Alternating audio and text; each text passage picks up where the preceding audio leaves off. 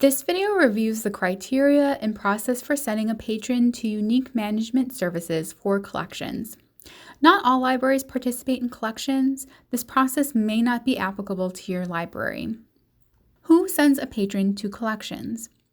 In Polaris, patrons are submitted to collections by the patron's registered library. This ensures that patrons are only submitted to collections by one agency. At this time, patrons registered to a branch of CCSB, or in other words, Chicago Public Library patrons and other non-CCS reciprocal patrons, cannot automatically be submitted to collections. How are patrons submitted to collections? Patrons are submitted to collections by the registered library based on minimum balance for item fees, so replacement costs and processing charges, and the fee age in days. When a patron is submitted to collections, all of the bills on their account, regardless of which library posted the bill or fee reason, are submitted to the collection agency.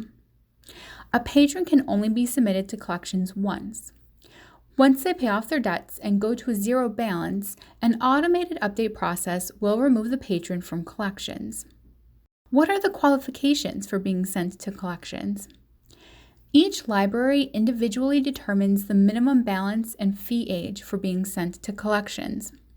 The library also determines which patron codes are exempt from being submitted to collections. Minimum balance. Patrons are sent to collections based on a minimum balance for item fees.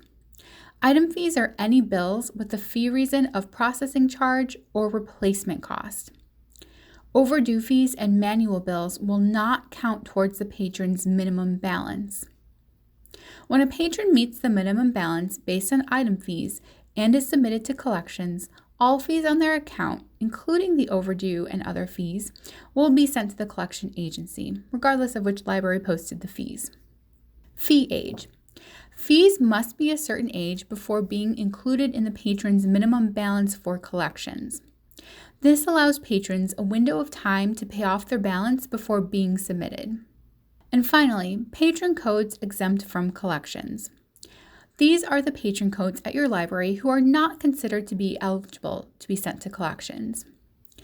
For example, your library may not want to send home services patrons to collections, so in this case, you will exempt the patron code of outreach. Additionally, each library sets a referral fee. This is the collection agency fee charged to a patron's account when they're submitted to collections. In CCS, most libraries charge $10. When are patrons sent to collections? A new patron submission file is sent to Unique once a week.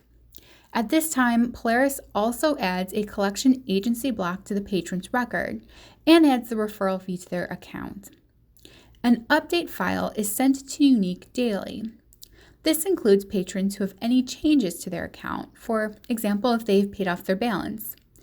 The handout that accompanies this video includes a sample timeline for submission. This has been a review of the criteria and process for sending a patron to collections.